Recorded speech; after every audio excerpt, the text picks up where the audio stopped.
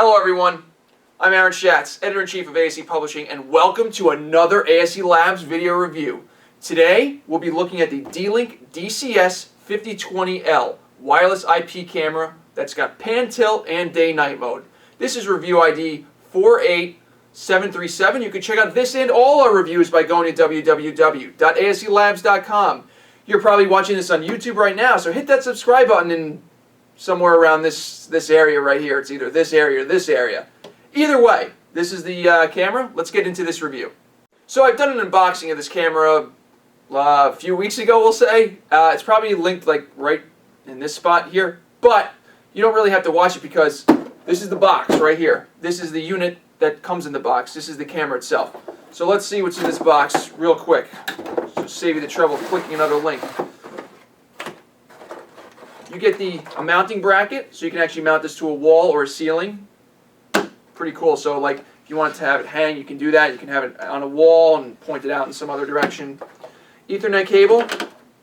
These screw to actually, do the mounting. And screws to actually mount this to a wall, and screws to actually put into here as well. You also get literature, which is always fun to have. And now you don't need to see the unboxing. Now let's take a look at the DCS-5020L, the camera itself. So this is the camera itself. I'm just going to unplug it right now. Put that there for a second. Hold on, don't look what I'm about to do, okay? So this is the camera, pan and tilt, meaning like turns and then it tilts up and down. It doesn't have zoom, which means, so let me preface this by saying I worked in the security field for a very long time a few years ago. We used to have IP cameras that were thousands of dollars. This one is a consumer model, and it's not going to have all the fancy bells and whistles. Namely, it's not going to have zoom. And a lot of the high-end cameras have great optics and great zoom. Remember, this is a consumer camera, so go into this review thinking that way. That being said, let's take a closer look around here, even though I said that already. Like I said, you can mount this to a wall or ceiling or something. On the back you have a WPS button if you want to connect to your router pretty easily. I've never used WPS, never seen the need to. So there's that. Get a reset button. You just got to put the like a toothpick or something in there. Ethernet cable if you actually want to hardwire this. So that's really good. Like you have the option of wireless, but you can actually hardwire this too. It's not PoE, it's not power over Ethernet. So if you want to actually power this, you have to actually plug in the AC adapter, which is right here.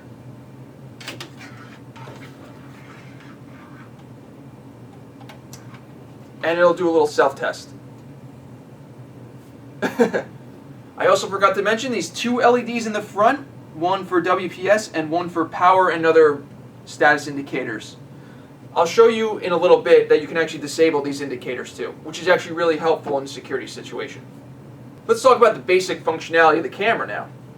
So this is a consumer camera, so you're not going to have all these crazy cool features like 12x or 20 times zoom.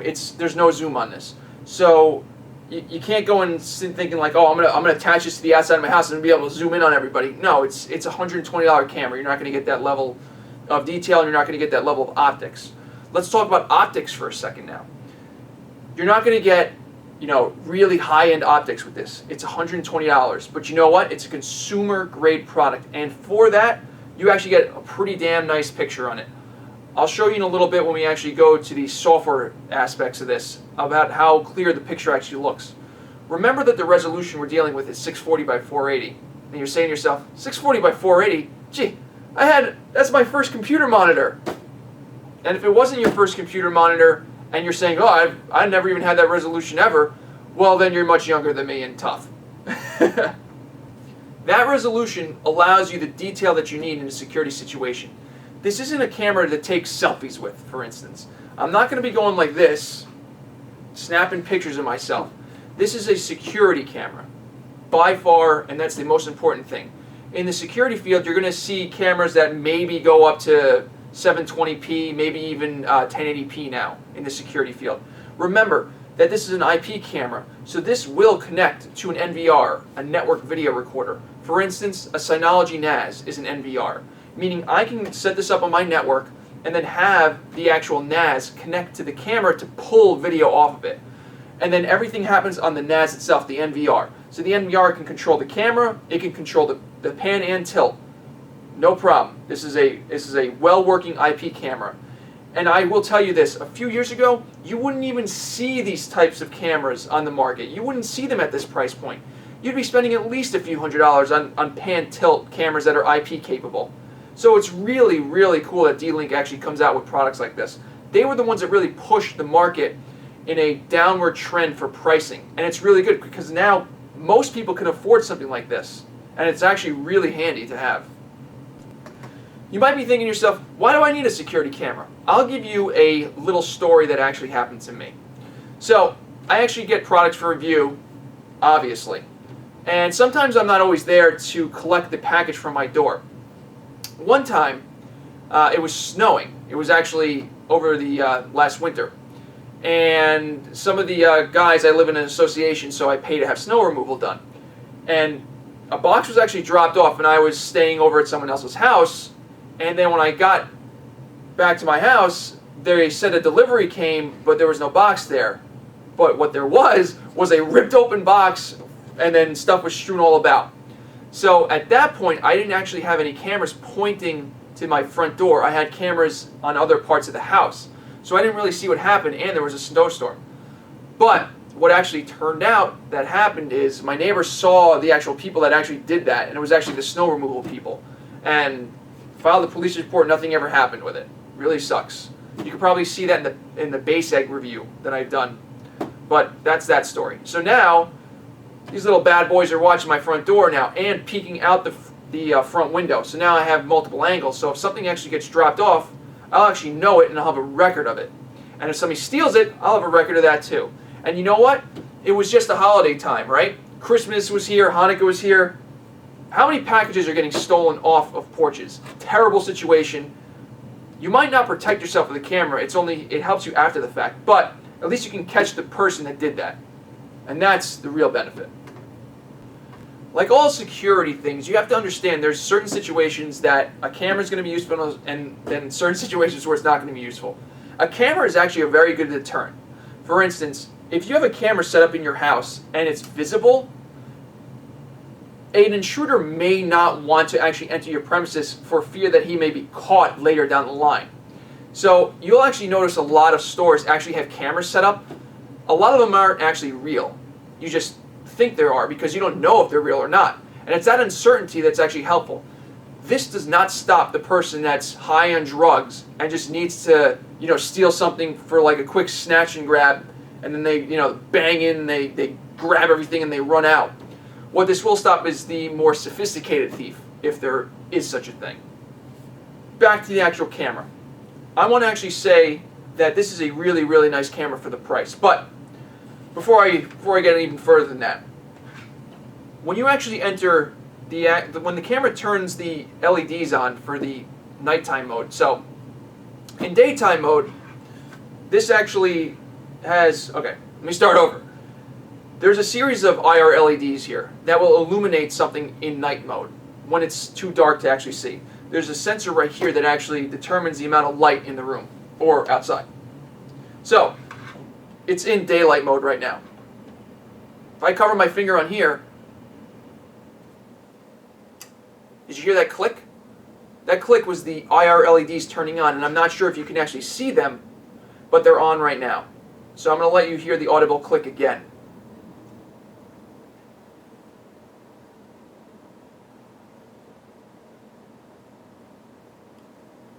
There it is. There is a very, very distinct audible click that occurs when switching from day to night mode. I'm not sure why that happens, but it doesn't really affect anything on the actual camera itself, but it's just something to think about. I don't know why, but it's just something to think about. It's not a positive or negative, really. If you're going to use this camera sort of as like a monitoring situation, like a baby monitor almost, you can do that actually pretty easily without anything else besides something like a tablet, for instance. So this is my Nexus 7 2012, loaded with Lollipop. which is so slow now I can't even tell you. I got to get a new tablet. It's terrible. So I'm going to put the My D-Link Lite application that I have on here. And you can see that it found the camera right here. See, let me try zooming in. Hopefully it doesn't zoom in right on my face. It's zooming in on my face. All right, that's fine. So now, you can see that, okay, you can see that it found the camera here, right? That's the camera, and you can see that the live view is here. So I'm going to point this bad boy to the camera. See, that's you. To me, that's what you look like right now, a camera. You can see all the stuff on my shelves. Don't worry about that. That's where I take pictures. So, it's actually pretty quick on this network. I mean, it's right here, you know. Software actually allows you to do a bunch of different things. For instance, this also has a microphone in it. So if I actually unmuted this, you're actually going to hear a lot of feedback right now. So I'm going to leave that muted. It'll also take screenshots through this, and it can actually do a whole bunch of other stuff that's actually pretty useful. But for me, I'm actually more interested in the NVR capabilities of this. And thankfully, this actually works just fine with things like a Synology NAS. And for security aspects, that's great. I need something that can connect to my NVR, and then the NVR can control it itself. So while this camera has a lot of functionality on its own, which will go into the software setup, it can be controlled by an NVR with ease. And that's always a positive in my book. What we're going to do right now is going to go on the actual computer, and then I'll show you the software setup of the camera itself, the DCS-5020L. We'll be right back. We are looking at the initial setup page of the DCS-5020L, and you can see my dog is now wondering what I'm doing. The camera's right next to her, so that's why she's freaking out right now. This is the initial setup page. And let's go into setup, for instance. So you can obviously do a wizard, just like most things nowadays, but you know, most of the people are probably going to just elect to do either static IP or just regular DHCP and just use it as just like a almost like a baby monitor, which you could do that using the application on a mobile device. So you can see that it's easy to set up a static IP address. The wireless is also pretty easy. You just go in, say I want to use wireless, say the network to use, put in the security, and that's good to go. The camera also supports wireless extender modes, which to me, I want to use as a security camera. I don't need to really use it as an extender, nor do I want things going, you know, back and forth through the camera.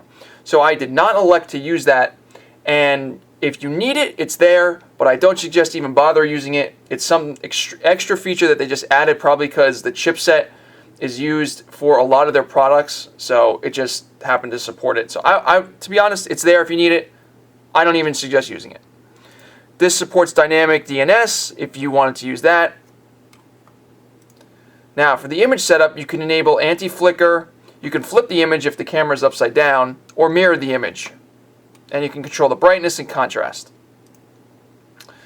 This controls the video resolution. 640 by 480 is the maximum, and it controls the bitrate and the MJPEG quality. Audio, you can either enable or disable and control the volume settings. Pretty obvious stuff. So for motion detection, I'm just going to enable this stuff. For motion detection, the camera can actually do motion detection on its own. But for me, I'm actually using this with an NVR, and I let the NVR itself do the motion detection, so the camera doesn't need to do anything. But, you know, you can actually set this up to actually do like motion detection in certain areas, and then when it actually detects motion, it can actually pump the file to an FTP server or email it or something, just like that. It could also do the same on sound detection. So I have this muted, but you can see that it's detecting my voice, and if I go really loud, you can see that it's detecting that as well. So you can play around with that, and here's how you actually send things.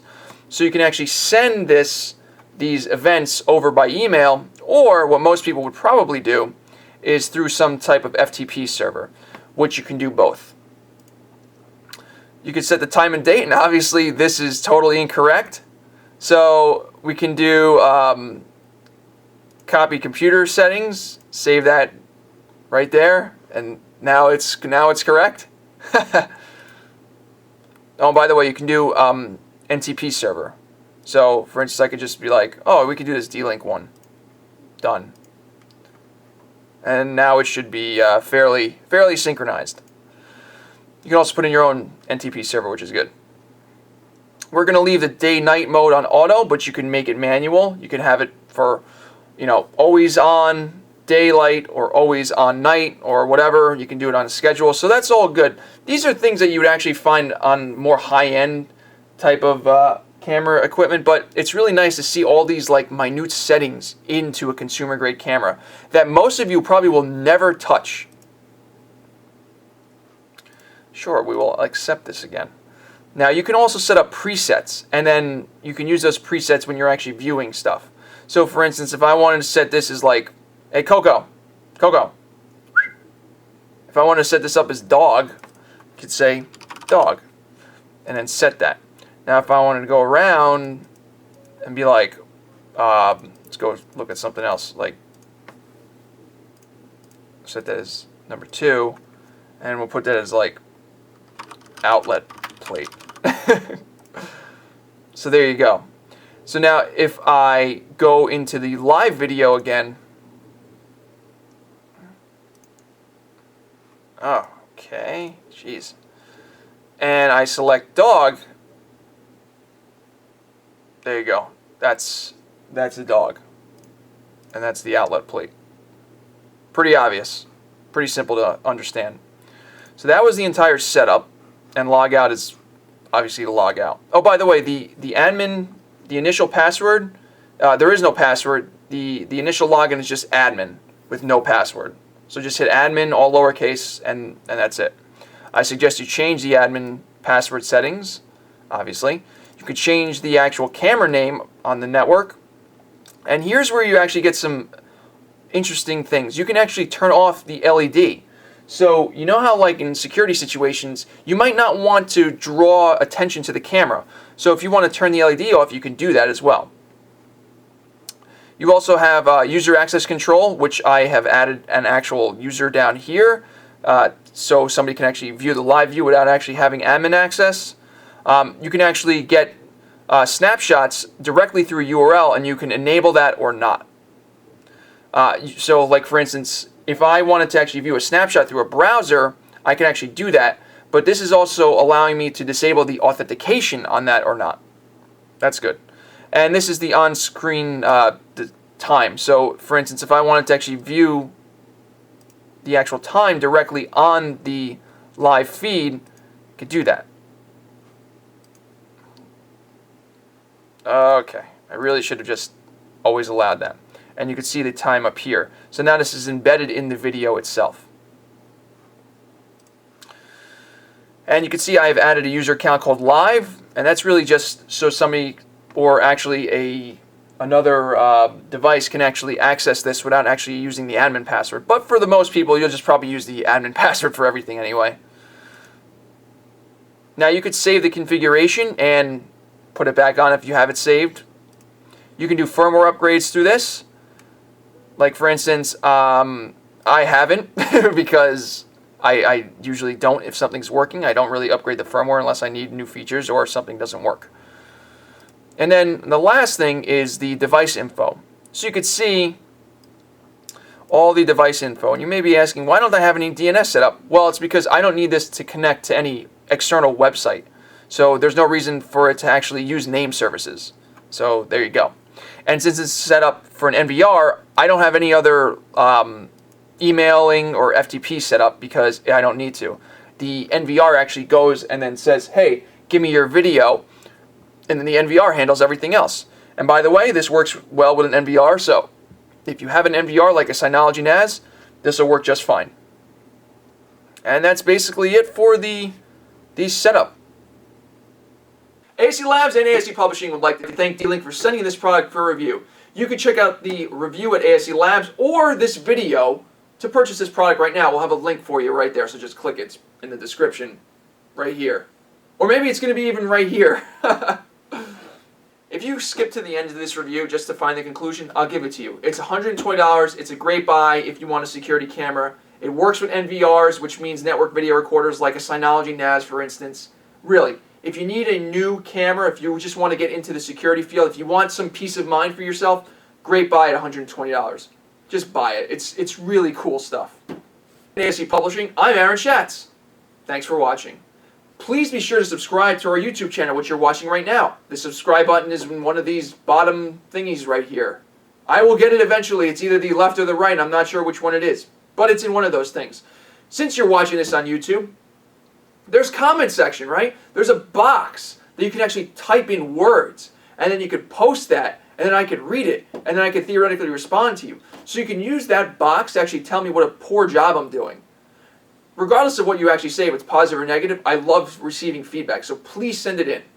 By the way, this video will be posted right before CES, so if you're going to CES, hit me up. Maybe we can meet, have a few seltzers, because I don't really drink anything else. Anyway, guys and gals, thanks for watching. We'll see you in the next review. Coming out soon. Take care.